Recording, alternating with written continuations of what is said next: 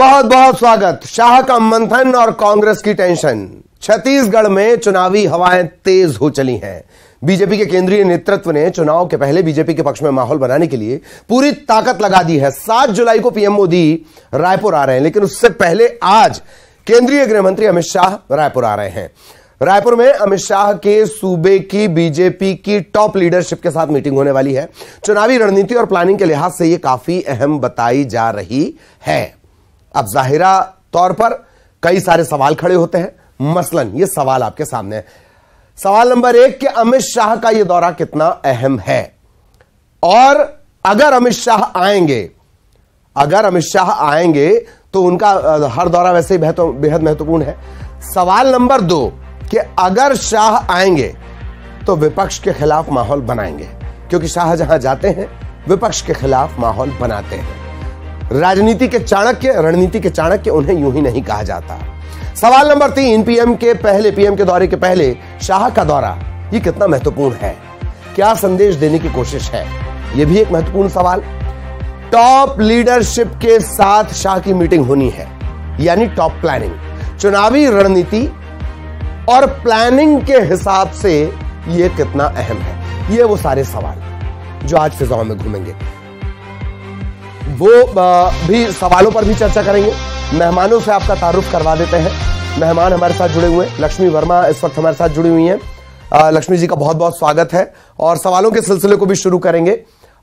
इससे पहले हम दरअसल आपको एक रिपोर्ट दिखाते हैं, क्या कुछ इस दौरे को लेकर चल रहा है राजनीतिक गलियारों में।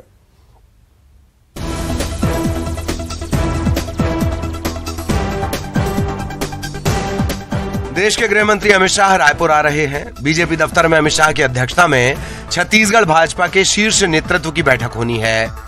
आज की रात छत्तीसगढ़ भारतीय जनता पार्टी के लिए चुनावी एक्शन प्लान तैयार कर लिया जाएगा। इसमें तय होगा कि आने वाले चुनाव में भारतीय जनता पार्टी किन मुद्दों और किस अंदाज में जनता के बीच जाने वाली है। अमित शाह कई तरह के फीडबैक पहले ही हासिल कर चुके हैं और इस बार अपनी रणनीति के साथ छत्तीसगढ़ आ रहे हैं। प्रदेश के नेताओं से भी वो स्थानीय मसलों पर बातचीत करेंगे। साथ ही कांग्रेस को सियासी दंगल में पटखनी देने के लिए पार्टी नेताओं को मंत्र भी देंगे।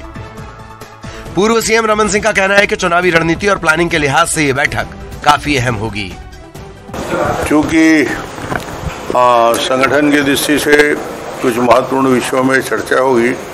प्रदेश अध्यक्ष जी रहेंगे, संगठन मंत्री जी रहेंगे, माथुर साहब की उपस्थिति रहेगी, और प्रमुख लोगों को बुला के अलग अलग बात करेंगे। तो मुझे लगता है कि आने वाले चुनाव की दृष्टि से चुनावी रणनीति के संबंध में और क्या कार्य योजना प्रदेश ने बनाया है और क्या राष्ट्रीय स्तर में उनका मार्गदर्शन मिलेगा। केंद्रीय गृह मंत्री अमित शाह का दौरा पीएम मोदी के रायपुर दौरे से ठीक पहले हो रहा है। प्रधानमंत्री नरेंद्र मोदी 7 जुलाई को छत्तीसगढ़ आ रहे हैं। इस दौरान वो प्रदेश की जनता को बड़ी सौगात भी देने वाले हैं। बीजेपी के बड़े नेताओं के इन दौरों पर सीएम भूपेश बघेल ने तंज कसा है। क्या पता भाई कि वो संगठन के नाम से आ रहे हैं कि सरकारी दौरा है, वो हमारे पास तो प्रोटोकॉल नहीं है जो मीडिया के माध्यम से पता चलता था ऐसा संगठन के लिए है। इसका मतलब अमित शाह जी संगठन में के लिए 2 दिन दे रहे हैं। इसका मतलब ये है कि भारतीय जनता पार्टी संगठन खत्म है, तभी वो 2 दिन की बैठक कर रहे हैं। अमित शाह की इस बैठक में साल 2023 के विधानसभा चुनाव के घोषणा पत्र को लेकर भी चर्चा हो सकती है। इस बार अपने घोषणा पत्र पर बीजेपी फोकस कर रही है ताकि वोटर्स के बीच एक मजबूत वोट अपील पहुंच सके। बहरहाल दिग्गजों के इन दौरों पर कांग्रेस सवाल उठा रही है, लेकिन बीजेपी उत्साह में है। चुनावी दंगल में दिग्गजों के हुंकार से छत्तीसगढ़ में बीजेपी का कितना मंगल होगा, ये एक बड़ा सवाल है। Bureau report, news 18। तो बेहद खास मेहमानों से चर्चा का सिलसिला अभी शुरू करेंगे। लक्ष्मी वर्मा बीजेपी से इस वक्त हमारे साथ जुड़ी हुई हैं। लक्ष्मी जी, बहुत बहुत स्वागत है आपका। और सवाल सबसे पहला आप ही से। तो आज अमित शाह आ रहे हैं, जाहिरा तौर पर वो जिस जगह का दौरा कर लें बिना चुनाव की रणनीति आक्रामक हो जाती है। फिर अब तो चुनाव के मुहाने पर आप लोग हैं जी, प्लीज इस दौरे पर। निश्चित रूप से यहाँ पे मोदी जी अभी आने वाले हैं, हमारे प्रधानमंत्री जी सम्माननीय, जो 7 तारीख को आएंगे। और उनके आने से पहले हमारे देश के गृह मंत्री जी भी यहाँ के जो शीर्ष संगठन है उनसे चर्चा करेंगे, उनकी तैयारी के संबंध में जायजा लेंगे। और स्वाभाविक है कि आने वाले समय में छत्तीसगढ़ में चुनाव है, तो किस प्रकार से छत्तीसगढ़ में चुनाव रणनीति तय की गई है, यहाँ पे किस प्रकार से चुनाव जीतने के लिए हम तैयारी करेंगे, किस प्रकार से यहाँ छत्तीसगढ़ की सरकार जो है, जिन्होंने घोषणा पत्र तो किया 36 वादों को लेके गंगा जल में हाथ के, लेकिन छत्तीसगढ़ के जो लोगों को ठगा है, इस नाकामी को लेके हम छत्तीसगढ़ की जनता के पास जाने वाले हैं। तो उसके लिए क्या रणनीति होगी, ये सारे मुद्दों पे चर्चा जो है वो निश्चित रूप से होगी। और उसके बाद भी पार्टी के संगठनात्मक स्तर पर हम कितना मजबूती के साथ काम कर सकते हैं, ये प्रमुख रूप से जो आज के समय में चर्चा का विषय भी होगा। और मुझे लगता है ये स्वाभाविक है, हमारे पार्टी के नेतृत्व के लोग हैं, उनका छत्तीसगढ़ ये पहली बार आना नहीं हो रहा है, वो लगातार छत्तीसगढ़ का दौरा कर रहे हैं। और जिस प्रकार से बस्तर में नक्सलाइट घटनाओं को रोकने के लिए उन्होंने गृह मंत्री होने के नाते जो फोकस किया है वो कोई कम नहीं है। तो ये यहाँ पे जो उनकी आगमन को लेके विशेष रूप से कांग्रेस के भीतर जो घबराहट है और छटपटाहट है वो नजर आ रही है। जी जी, कांग्रेस के भीतर घबराहट छटपटाहट। चलिए, मेहमान अजय नारायण साहब भी हमारे साथ जुड़ गए। नारायण साहब, अजय जी बहुत बहुत स्वागत है आपका। और बड़ी दिलचस्प एक लक्ष्मी मैडम एक हेडलाइन है, वो मैं आपसे साझा करना चाहता हूं। छत्तीसगढ़ में 3 दिन बारिश का अलर्ट, बिजली भी गिर सकती है। तो ऐसा तो नहीं है कि सिर्फ कांग्रेस के लिए ही हो, बीजेपी के लिए भी तो बिजली ना गिर जाए कहीं। जी प्लीज। अभी तो छत्तीसगढ़ में कांग्रेस की सरकार है, और जिस प्रकार से कांग्रेस ने छत्तीसगढ़ में भ्रष्टाचार किया है, भ्रष्टाचार की सरकार के नाम से आज देश में जानी जा रही है, तो निश्चित रूप से जो छत्तीसगढ़ में बिजली जो गिरेगी वो कांग्रेस के सत्ता के ऊपर गिरेगी। आम जनता जो है उस बिजली गिरने का इंतजार भी कर रहे हैं। जी जी जी, चलिए अगला रिएक्शन अभय जी आपसे ले लेता हूं। आज केंद्रीय गृह मंत्री जी आ रहे हैं, फिर प्रधानमंत्री जी का भी दौरा है, और ईडी तो खैर आजकल आपके यहाँ का रूटीन विजिटर हो गया है। जी प्लीज। देखिए ललित जी, अमित शाह जी के दौरे से कांग्रेस को कोई फर्क नहीं पड़ना है। कांग्रेस अपना काम कर रही है, और कांग्रेस की सरकार ने वो कीर्तिमान गढ़ा है कि आज कांग्रेस के योजनाएं, कांग्रेस का काम, हमारा गढ़बो नवा छत्तीसगढ़ पूरे हिंदुस्तान के लिए एक आदर्श बना हुआ है।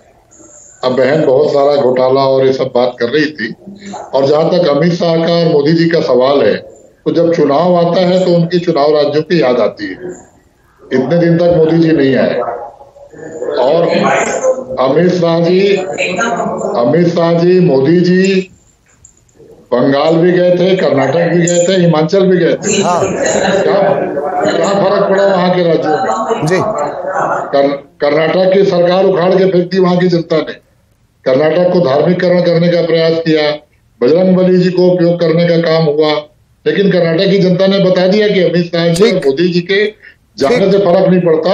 फर्क पड़ता है जो देश पे महंगाई है, फर्क पड़ता है जो देश पे बेरोजगारी है, फर्क पड़ता है कि छत्तीसगढ़ में एक भी योजना केंद्र सरकार के इन 5 सालों में नहीं आई। अमित शाह जी और नरेंद्र मोदी जी बताएं तो कि हमने 9 सांसद छत्तीसगढ़ ने दिए केंद्र की सरकार को और भारतीय जनता पार्टी को। अभय जी, अभय जी, करप्शन को लेकर विकास का काम बताते। जी, करप्शन को लेकर बीजेपी बड़ी हमलावर है। करप्शन देखिए, जो करप्ट होते हैं, जिनके मन में चोर होता है, ये तो उल्टा चोर कोतवाल को डांटे। अगर इनके 15 साल के घोटालों की जांच हो और 15 साल घोटालों की बात हो, जिसके लिए सब हाई कोर्ट की शरण में है, रमन सिंह भी हाई कोर्ट की शरण में है, तमाम घोटालेबाज हाई कोर्ट की शरण में है, और हाई कोर्ट की अगर शरण में नहीं होते तो आज ये कहाँ होते? चुनाव लड़ने की बात छोड़िए, जमानत कराते घूमते रहते। तो करप्शन की बात तो बेईमानी है, केवल आरोप है। एक भी आरोप अगर भाजपा सिद्ध करते, एक भी आरोप, तो मैं आपके यहाँ प्रवक्ता के रूप में कह रहा हूं, इनके जो 15 साल घोटाले हम जब चाहे तब सिद्ध करते हैं, एक का भी जवाब इनके पास नहीं होता जी। लेकिन हमारे यहाँ जो ईडी सीबीआई और इनकम टैक्स भेजकर जबरदस्ती के घोटाले बनाने की बात की जाती है, और उनके विज्ञप्ति आपने घोटाले सिद्ध करने की बात कही। सरकार आपकी है, जांच आपकी है। मैं आ रहा हूं आपके पास, आ रहा हूं। लक्ष्मी जी, आज केंद्रीय गृह मंत्री भी आ रहे हैं, मुद्दे भी लगभग मुद्दों को लेकर भी चर्चा होगी। टॉप लीडरशिप से भी वो मुलाकात कर रहे हैं। किन मुद्दों के साथ चुनाव में जाने वाले हैं आप? देखिए ललित जी, कांग्रेस ने इस छत्तीसगढ़ में, मैंने अभी कहा कि आम जनता से जो वादे किए, सबसे बड़े तो इन्होंने महिला बहनों को ठगा, इन्होंने शराबबंदी की बात की लेकिन घर घर शराब पहुंच तो किया, और जिस प्रकार से इन्होंने अवैध शराब और अवैध शराब को टेबल लगा के बेचने की व्यवस्था, सिंडिकेट रूप से ये जैसे सरकार में आए, एक प्री प्लान के तहत हर करप्शन को सिंडिकेट बनाकर किया है। चाहे हम कोल घोटाले की बात कर ले, शराब घोटाले की बात करें, रेत घोटाले की बात करें, और लगातार इनके जो शासन प्रशासन में बैठे हुए अधिकारी, इनके हमारे मुख्यमंत्री जी की निज सचिव रही सौम्या चौरसिया जी, उसी प्रकार से रायपुर जैसे नगर के मेयर हैं उनके भाई, तो ये बताता है कि किस प्रकार से भ्रष्टाचार को बढ़ावा देने के लिए इन्होंने सिंडिकेट का इस्तेमाल किया। जी, आपने करप्शन की बात की, एक लिस्ट विकास, लक्ष्मी जी, एक लंबी चौड़ी लिस्ट है, मैं पूरी नहीं पढ़ पाऊंगा। 36,000 करोड़ धान घोटाला, पनामा पेपर घोटाला, मोवा धान घोटाला, कुनकुरी चावल घोटाला, गर्भाशय कांड, ऐसे 34 आरोप हैं। घोटाला, शिवरतन शर्मा के भतीजे घोटाला, अवैध पेड़ कटाई, 4.5 साल हो गया। घोटाला, आपको किसने रोका था जांच करने से? आज जब चुनाव आ गया है तो दामन में लगे हुए कीचड़ हाईकोर्ट क्यों जाते हैं करके साफ करना चाहते हैं। SIT के खिलाफ हाईकोर्ट क्यों जाते हैं? छत्तीसगढ़ की जनता इतनी आप लोग हाईकोर्ट की तरफ क्यों लेते हैं? आज आपको जो यहाँ पे छत्तीसगढ़ में 15 साल के सरकार के घोटाले और 4 साल का विकास, आपने महिलाओं को ठगा। चलिए ठीक का काम आपने किया। लक्ष्मी जी, आप जी लक्ष्मी जी हंसते भी जा रही हैं, मुस्कुराते हुए आरोप लगा रही हैं। बताइए, ऐसा अच्छा विपक्ष मिलता है भला? वरना देखिए बेचारे, आप ही के यहाँ के राज्यपाल महाराष्ट्र में है, आप ही के यहाँ के राज्यपाल महाराष्ट्र में है, उन्हें यह डर लगा रहता है कि कब उन्हें ब्रह्म मुहूर्त में उठना पड़े। चलिए वापस से यहीं आते हैं। ठीक, मैं आपको कुछ पढ़कर सुना रहा हूं, अभय जी ध्यान से सुनिएगा। मनी लॉन्ड्रिंग एक्ट के तहत प्रावधानों को सही ठहराया जा चुका है, फिर भी आरोपी गिरफ्तारी से राहत पाने के लिए चुनौती दे रहे हैं। यह न्यायिक प्रक्रिया का दुरुपयोग है। सुप्रीम कोर्ट की ईडी की कार्रवाई को चुनौती देने वाली याचिका पर सुप्रीम कोर्ट ने टिप्पणी की। ईडी ने चालान पेश किया तकरीबन 250 पन्ने। जी अभय जी। देखिए ललित जी, भारतीय जनता पार्टी की केंद्र की सरकार ने, मोदी और अमित शाह की सरकार ने सबसे बड़ा जो संवैधानिक ढांचों को दुरुपयोग करने का काम किया है, इस देश के लिए दुर्भाग्य है। नहीं, वो आज से थोड़ी है, आज से थोड़ी है अभय जी। काम इतिहास में जाइए, और केवल कम और ज्यादा हो सकता है, इतिहास में जाइए। ईडी जो ललित जी, ईडी जो थी वो वित्त मंत्रालय के अंतर्गत थी, उसको गृह मंत्रालय के अंतर्गत क्यों लाया गया? क्या सीतारमन जी पे विश्वास नहीं था कि ईडी के अधिकारियों पर विश्वास नहीं था? क्यों लाया गया गृह मंत्रालय के अंतर्गत? इसका जवाब देना चाहिए। और ईडी केवल कांग्रेस शासित राज्यों में, केवल विपक्ष शासित राज्यों में, मध्य प्रदेश में लगातार घोटालों की बात हो रही है। और हम तो कह रहे हैं कि 14 से लेके 18 तक रमन सिंह जी मुख्यमंत्री थे और नरेंद्र मोदी प्रधानमंत्री थे। 1 लाख करोड़ घोटाले का आरोप लगाया। यूपी में अभी हुई है 500 अधिकारी कर्मचारियों पर कार्रवाई आई। कितनी बार सीबीआई आई, कितनी बार वहां पे इनकम टैक्स का छापा पड़ा। जब डबल इंजन की सरकार थी और दोनों हाथ से आप इस प्रदेश को लूट रहे थे, कमीशन और भ्रष्टाचार की सरकार चल रही थी, तब मोदी जी की सरकार कहाँ थी? तो सीबीआई को तो आप ही नहीं आने दे रहे हो, कह रहे बिना परमिशन के ना आना। डबल इंजन की सरकार में डबल लूट की छूट थी क्या जी? केंद्र सरकार भी लूटेगी और छत्तीसगढ़ सरकार भी लूटेगी। हम तो प्रश्न ही कर रहे हैं और प्रश्न जनता भी देख रही है, जनता भी सुन रही है आपके माध्यम से कि उन 5 सालों में ईडी क्यों नहीं आई, ठीक क्यों याद, और आज भी ईडी क्यों नहीं करती? आप निर्मला जी की याद दिला देते हैं, फिर प्याज लहसन की याद आ जाती है। वैसे निर्मला जी आजकल इंटरनेशनल मामलों पर भी मुखर होकर बोल रही हैं, बराक ओबामा को लेकर। खैर अभी लक्ष्मी जी आपके पास। अभय जी आप लक्ष्मी बहन ने भी ट्रांसफर करना छोड़ दिया है। जब सेंट्रल में राजीव गांधी जी उन्होंने स्वीकारा था कि हम 1 रुपए। अरे चलिए, एक बहुत महत्वपूर्ण सवाल लक्ष्मी जी आपसे रह जाएगा। बड़ी ये उनका कोटेशन, अरे बड़ी विपदा आने पड़ी भाई। अभय जी रुक जाइए प्लीज। लक्ष्मी जी बहुत शॉर्ट में। जी प्रधानमंत्री जी, प्रधानमंत्री मध्य प्रदेश के मुख्यमंत्री भागवत साहब सब आदिवासियों के लिए सम्मान की बातें करते हैं, और कल मध्य प्रदेश में ऐसी घटना हो गई कि पूछिए मत। लक्ष्मी जी हेलो, एक बार रिपीट करेंगे जी।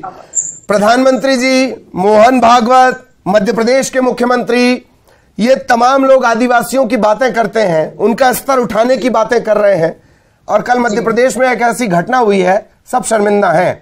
आपके यहाँ भी आदिवासी सीटें हैं? देखिए, निश्चित रूप से भारतीय जनता पार्टी ने आदिवासियों के लिए काम किया है। कहीं न कहीं छत्तीसगढ़ में 32% आरक्षण जो है 20% को बढ़ा के लाने का काम भी डॉक्टर रमन सिंह जी के मुख्यमंत्री रहते हुए छत्तीसगढ़ की सरकार ने किया था। और आज इस देश के सर्वोच्च पद पे आदिवासी महिला को बैठाना भारतीय जनता पार्टी के स्पष्ट विचारधारा को प्रदर्शित करता है कि हम आदिवासी ऐसी है। जी और ज्यादा साफ जवाब की मैं उम्मीद कर रहा था। लक्ष्मी जी मैं रोक रहा हूं प्लीज, टाइम की सीमा है। अभय जी, लक्ष्मी जी बहुत बहुत धन्यवाद। ये छत्तीसगढ़ है, यहाँ विपक्ष मुस्कुराते हुए सवाल पूछता है और सत्ता वाले भी मुस्कुराते हुए जवाब देते हैं। बहुत अच्छी बात है, बहुत मजा आता है आप लोग के साथ चर्चा करने में। बहुत बहुत धन्यवाद आपका, दर्शकों का भी बहुत बहुत धन्यवाद।